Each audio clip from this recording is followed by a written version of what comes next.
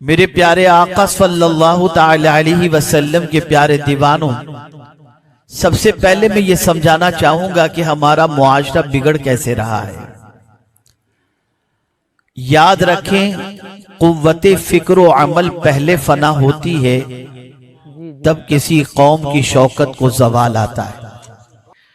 میرے پیارے آقا صلی اللہ تعالی علیہ وسلم کے پیارے دیوانوں، پہلے سوچ بدلتی ہے، پہلے افکار و نظریات بدلتے ہیں، اور پھر اس کے بعد عمل کے اندر خرابیاں پیدا ہوتی ہیں، اور جب فکر و عمل زوال پذیر ہو جائے تو قوم کو زوال کے راستے پر جانے سے کوئی قوم نہیں روک سکتی، کوئی قائد نہیں روک سکتا، کوئی رہنما نہیں روک سکتا۔ میرے پیارے آقا صلی اللہ تعالی علیہ وسلم کے پیارے دیوانوں، فکر کہاں بدلی، سوچ کہاں بدلی، دل و دماغ کے اندر خرابی کہاں پیدا ہوئی؟ تو میں آپ کو بتاؤں، سب سے پہلی ہماری فکر کی کوتاہی کا معاملہ یہ ہے کہ آج کے 90% سے زیادہ مسلمان اپنی زبان سے یہ کلمات کہتے ہوئے دکھائی دیتے ہیں: مولانا، آج کے دور میں اسلام پر عمل کرنا بہت مشکل ہے۔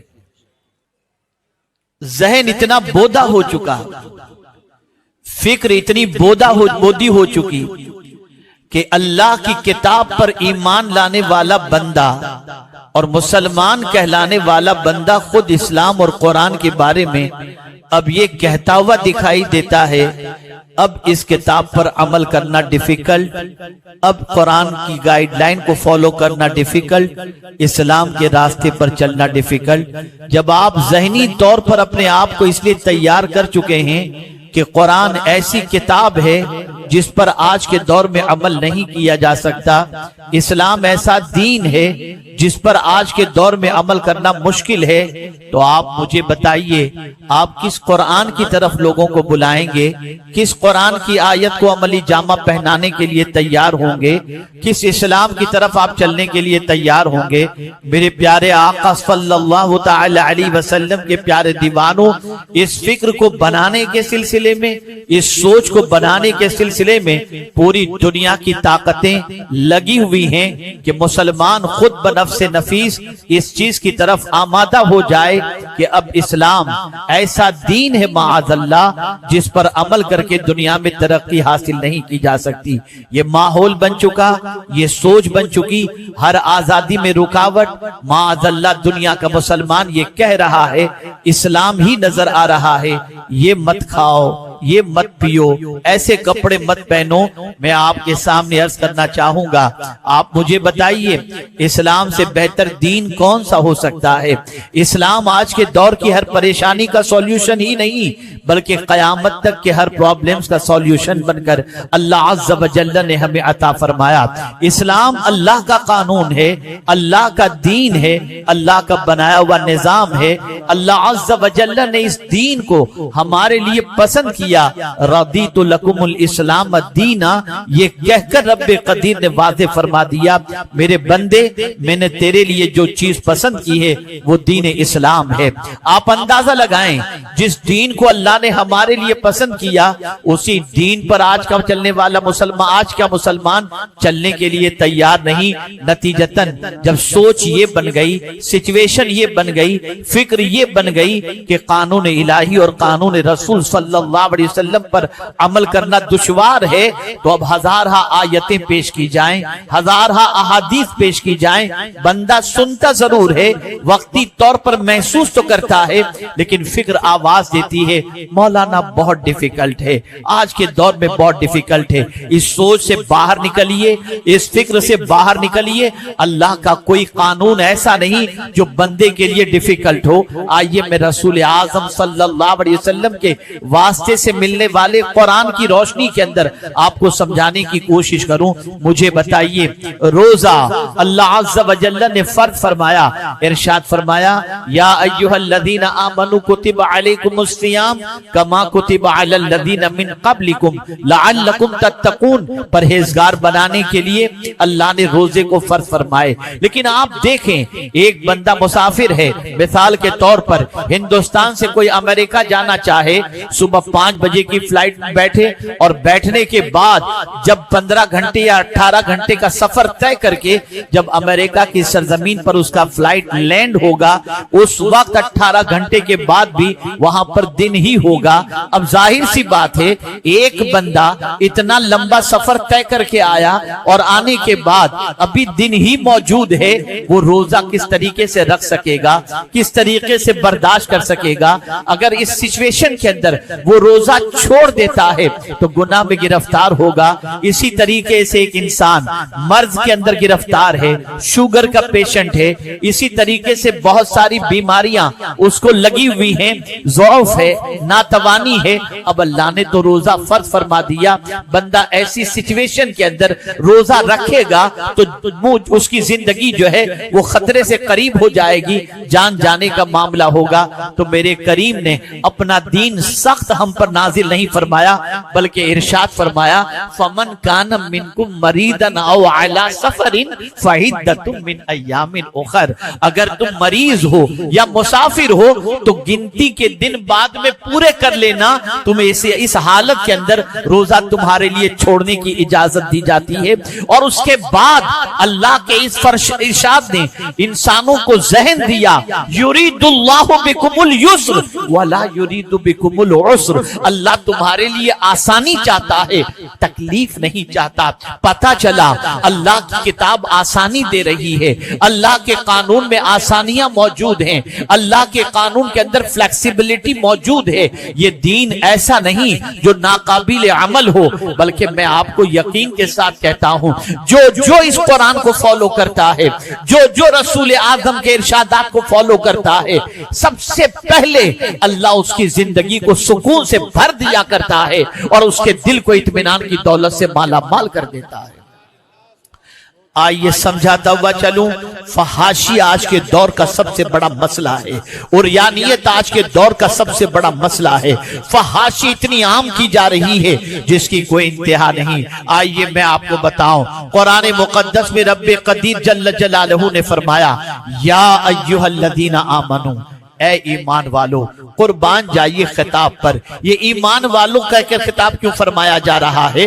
ظاہر سی بات ہے، کہیں یا ایھا الناس ہے لیکن یہاں یا ایھا الذین آمنو، اس لیے کہ ظاہر سی بات ہے کوئی بات منوانی ہو اور کسی بات پر عمل کرانا ہو تو پیار سے بات کی جاتی ہے، شفقت سے بات کی جاتی ہے، نرمی سے بات کی جاتی ہے۔ تو اب رب قدیر نے فرمایا یا ایھا الذین آمنو، اے ایمان والو، اے میرے محبوب کے دیوانوں، اے قرآن کو اللہ کی کتاب ماننے والوں، اے مجھے رب ماننے والوں، اے میرے محبوب کو آخری نبی ماننے والوں، سنو، تمہارے بھلے کی بات تم سے کہی جا رہی ہے، لا تتبعوا خطوات الشیطان، شیطان کے نقش قدم پر نہ چلو، شیطان کی پیروی نہ کرو۔ اللہ اکبر۔ یہاں میں توجہ چاہوں گا میرے پیارے آقا صلی اللہ علیہ وسلم کے پیارے دیوانوں، کائنات کے اندر اللہ عز و جل سے زیادہ انسانوں کا بھلا چاہنے والا کوئی نہیں ہے۔ اللہ رحمان و رحیم ہے، وہ اپنے بندوں کا بھلا ہی چاہتا ہے،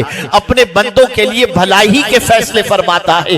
کتنا بھلا چاہتا ہے، ہم صبح سے لے کر رات تک اس کی نافرمانی کریں پھر بھی رزق کے دروازے بند نہیں کرتا، ہم رات و دن اس کے ارشاد کے خلاف زندگی گزاریں، وہ ہمیں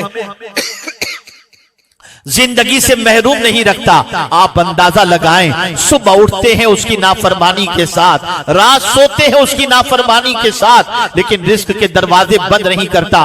بھوکا اٹھاتا ضرور ہے، بھوکا سلاتا نہیں ہے۔ یہ میرے رب کی شان ہے، کتنی مہربانیاں۔ آپ اندازہ لگائیں، آپ کا ایک ملازم اگر آپ کی ایک بات نہ مانے، آپ ڈانٹی مارتے ہوئے کہیں گے اگر آئندہ غلطی کی تو کل تجھے جاب سے نکال دوں گا۔ اے میرے رب، تیری تیری عظمتوں پر قربان کہ صبح سے لے کر رات تک ہم تیری نافرمانی کرتے ہیں، لیکن تو یہ نہیں فرماتا میرے بندے میری زمین سے تجھے نکال دوں گا، میرے بندے میرے آسمان کے سائے سے تجھے محروم کر دوں گا۔ نہیں، پروردگار اپنے بندوں پر بے پناہ مہربان ہے، ایسا مہربان، ایسا مہربان کہ فرماتا ہے وَرَحْمَتِي وَسِعَتْ كُلَّ شَيْءٍ، میری رحمت ہر چیز کو گھیرے ہوئے ہے۔ سبقت رحمتی علی غضبی، میرے غضب پر میری رحمت غالب آ گئی۔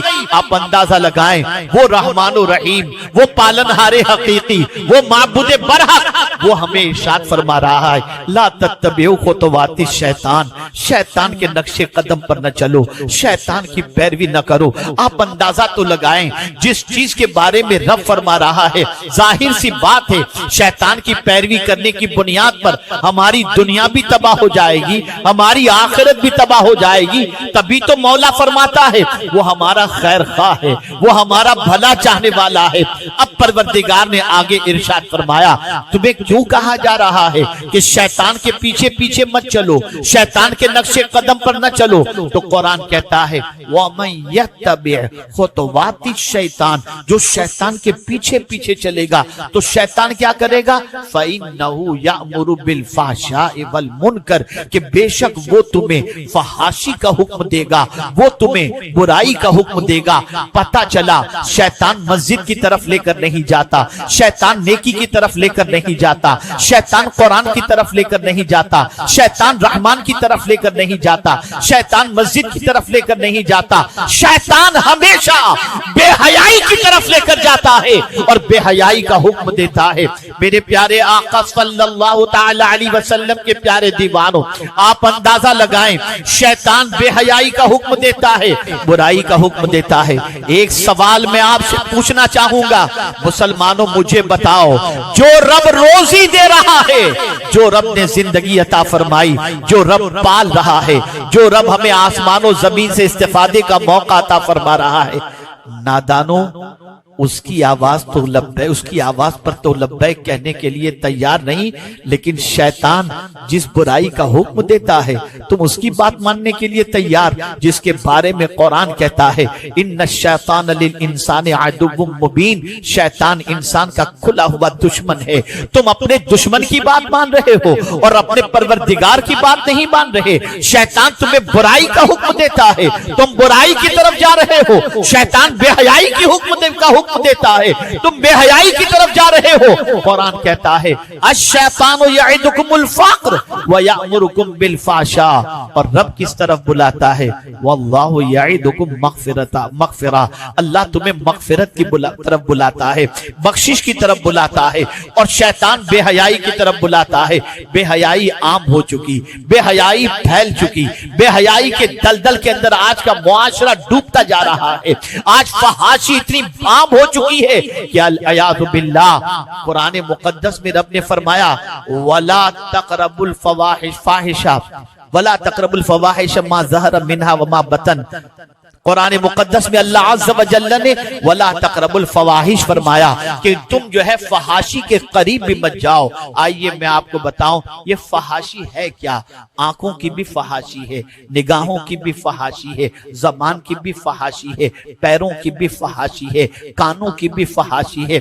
ایک بات عرض کروں کانوں کی فحاشی کے حوالے سے اللہ اکبر، میرے کریم نے فرمایا ان السمع والبصر والفؤاد کل اولئک کان عنہ مسئولا، بے شک کان، آنکھ اور دل قیامت میں ان کے بارے میں سوال پوچھا جائے گا۔ پہلے سماعت کی بات کہی گئی، پہلے سننے کا تذکرہ آیا۔ جانتے ہیں آپ یہ لفظ سماعت کے حوالے سے پہلے تذکرہ کیوں آیا؟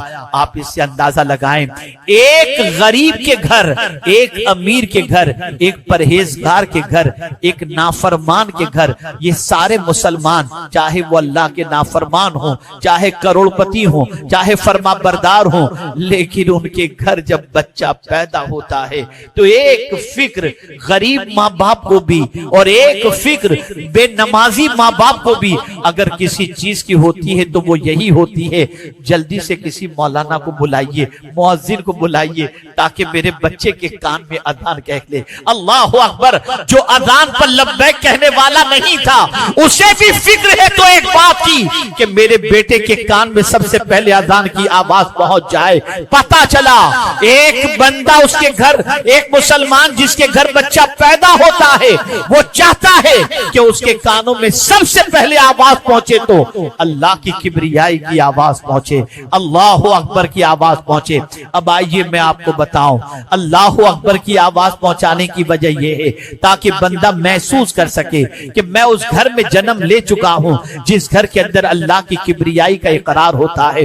میرے پیارے آقا صلی اللہ علیہ وسلم کے پیارے دیوانوں، اب آئیے کانوں کی فحاشی کے حوالے سے بتاؤں۔ آج ہماری قوم کی سچویشن یہ بن گئی، رات کو سوتے ہیں، نیند نہیں آ رہی، بستر پر پڑے ہیں، نیند نہیں آ رہی، سفر کر رہے ہیں، نیند کی ضرورت ہے، نیند نہیں آ رہی۔ کون سا طریقہ استعمال کرتے ہیں؟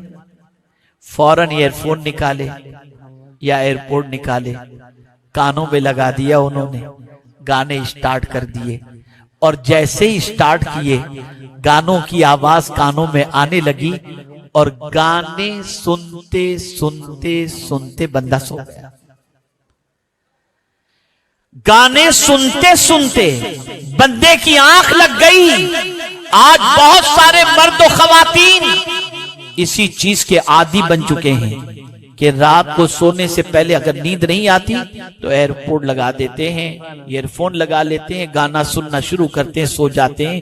کبھی رسول اعظم کی یہ حدیث آپ کو یاد آئی؟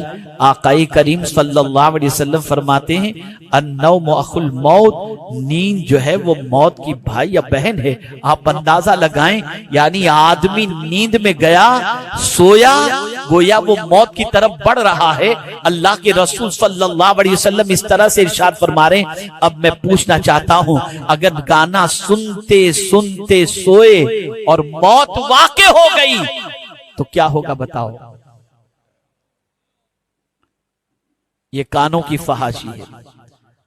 حضرت عدی بن حاتم رضی اللہ تعالی عنہ فرماتے ہیں، اور اسے ذہن میں رکھ لیجئے، بہت سارے ہمارے بھائی ماشاءاللہ چہرے پہ داڑھی رکھے ہوئے یہاں پر موجود ہیں اور نیک بھی ہوں گے، لیکن بہت سارے ایسے ہیں جو ظاہر میں نیکی کرتے ہیں اور ان کی تنہائی بڑی خطرناک ہوتی ہے۔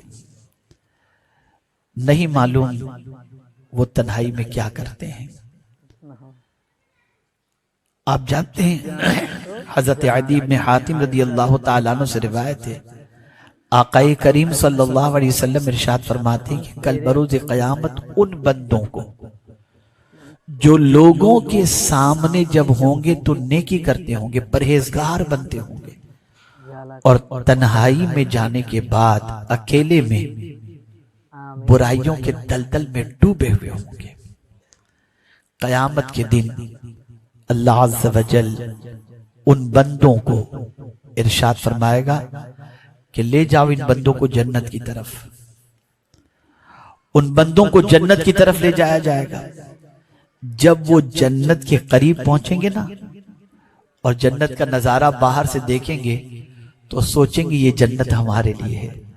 مولا ارشاد فرمائے گا ان بندوں کو ہٹاؤ جنت کے قریب سے، واپس لے جاؤ، یہ جنت کے مستحق نہیں ہے۔ وہ بندے عرض کریں گے مولا جنت تو نے دکھائی بھی اور محروم بھی کر دیا، اس سے تو بہتر تھا دکھاتا ہی نہیں اور ڈائریکٹ جہنم میں ڈھکیل دیتا۔ رب ارشاد فرمائے گا یہ تمہارے ان جرموں کی سزا ہے جو تم میرے بندوں کو دھوکہ دینے کے اندر کرتے تھے، اور وہ تمہارا جرم یہ تھا لوگوں کے سامنے پرہیزگار بنتے تھے، لوگوں سے تو ڈرتے تھے لیکن تنہائی میں مجھ سے نہیں ڈرا کرتے تھے، لوگوں سے تو عزت کی طلب کرتے تھے، مجھ سے عزت کی تمہیں کوئی طلب نہیں تھی، اس لیے تمہارا ٹھکانہ اب جہنم ہے۔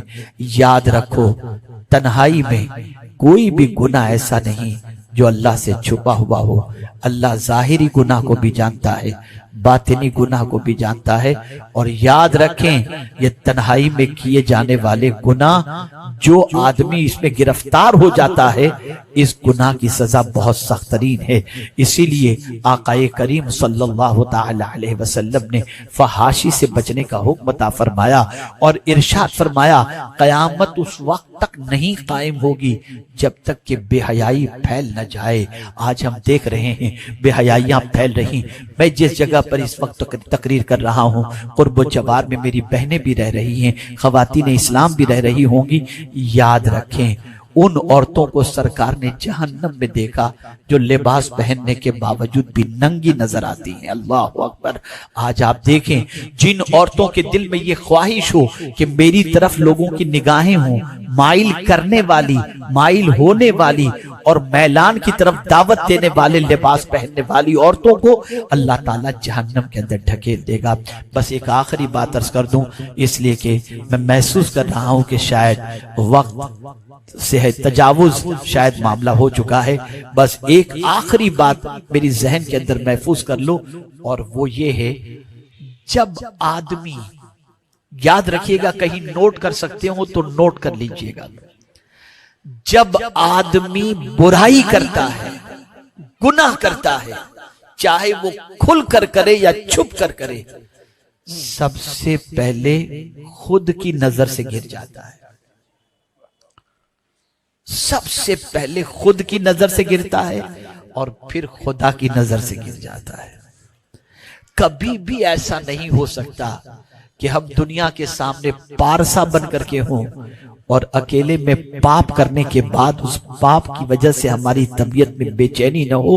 یاد رکھیں تنہائی ہو، مجمع ہو، کہیں بھی ہو، فحاشی سے اپنے آپ کو بچانے کی کوشش کریں. کاش کہ اس موضوع پر مجھے تفصیلی خطاب کا موقع ملتا تو میں آج آپ کو بتاتا فحاشی کیا ہے اور کتنی قسم کی فحاشیاں ہیں. بس اللہ کے فرمان پر عمل کرو اور وہ فرمان یہ ہے کہ جب کبھی فحش کی طرف تمہاری طبیعت مائل ہو تو سمجھ لینا شیطان تمہیں حکم دے رہا ہے. نگاہ پھٹک رہی ہو سمجھ جانا شیطان حکم دے رہا ہے. نگاہ جھک جائے تو سمجھ لینا کہ تم رحمان کے فرمان پر عمل کر رہے ہو. طبیعت بے چین ہو گناہ کے لیے سمجھ لینا شیطان تم سے دشمنی نکال رہا ہے. اللہ اکبر.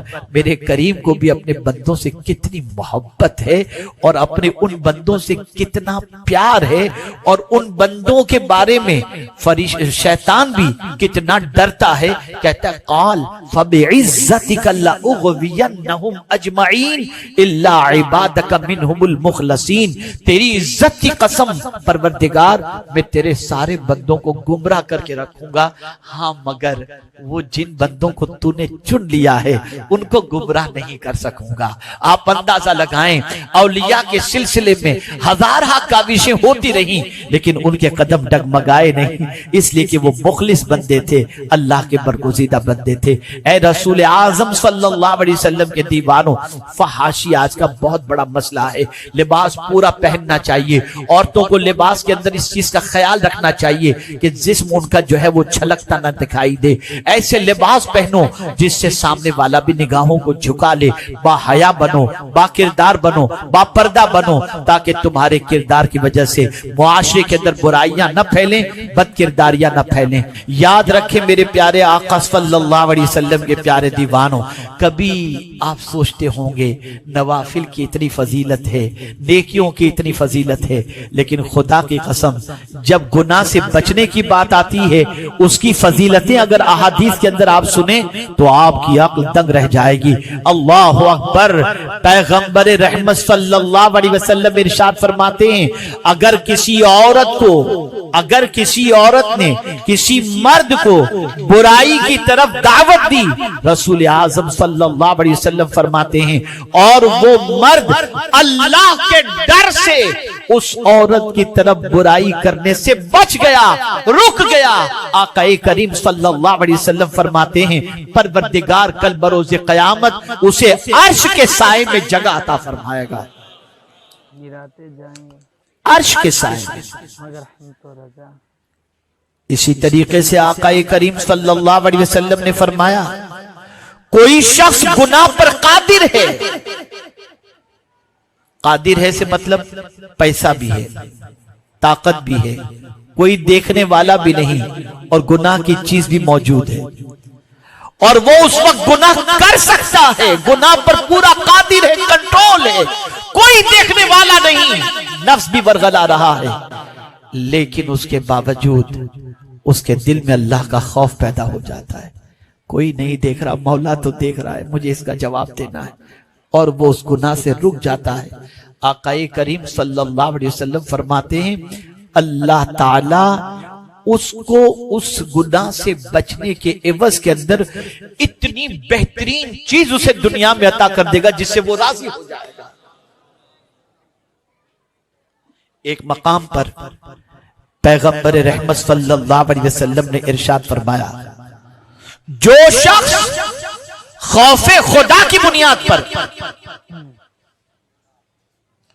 گناہ سے رکا کہ میرا مولا ناراض ہوگا اگر میں نے گناہ کیا تو، اور اس وجہ سے وہ گناہ سے رکا، سرکار صلی اللہ علیہ وسلم فرماتے ہیں کل بروز قیامت اللہ اسے راضی کر دے گا۔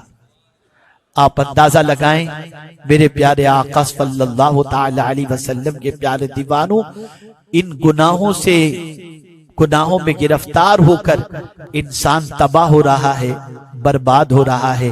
قیامت میں اعضائے جسمانی کے بارے میں بھی اللہ سوال پوچھے گا، اور میرے پیارے آقا صلی اللہ علیہ وسلم کے پیارے دیوانوں، فحاشی ایسی چیز ہے، عریانیت ایسی چیز ہے، بے حیائی ایسی چیز ہے کہ جو اس کے فروغ کے سلسلے میں کوشش کرتا ہے اس کے لیے دنیا اور آخرت میں ذلت والا عذاب ہے۔ تو میرے پیارے آقا صلی اللہ علیہ وسلم کے پیارے دیوانوں، نگاہ خطا کھائے، غلط چیزوں کو دیکھنے، حرام چیزوں کو دیکھنے کی طرف مائل ہو، فوراً سمجھ جانا یہ شیطان حکم دے رہا ہے، نگاہوں کو نیچی کر لو، اللہ تمہارے سینے کو نور سے منور کر دے گا۔ اسی طریقے سے اگر کوئی پوسٹر لگے ہوئے ہیں، کوئی گندگی کہیں پھیلی ہوئی ہے، اپنی نگاہوں کو نیچی کر لو۔ اگر کانوں کے اندر گانے سننے کی عادت ہے چھوڑ دو، نعت مصطفیٰ صلی اللہ علیہ وسلم سننے کی عادت بناؤ، انشاءاللہ اس کی برکتیں اللہ دنیا اور آخرت دونوں میں عطا فرمائے گا۔ اللہ رب العزت جل جلالہ آقا کریم صلی اللہ علیہ وسلم کے صدقہ و طفیل مجھے آپ کو سب کو قرآن و احادیث پر عمل کی توفیق عطا فرمائے۔ زندگی بخیر رہی تو پھر کبھی آگے انشاءاللہ اس پر گفتگو کریں گے۔ وما علینا الا البلاغ المبین۔ السلام علیکم ورحمۃ اللہ وبرکاتہ۔ ویڈیو پسند آئے تو لائک کریں، شیئر کریں، اور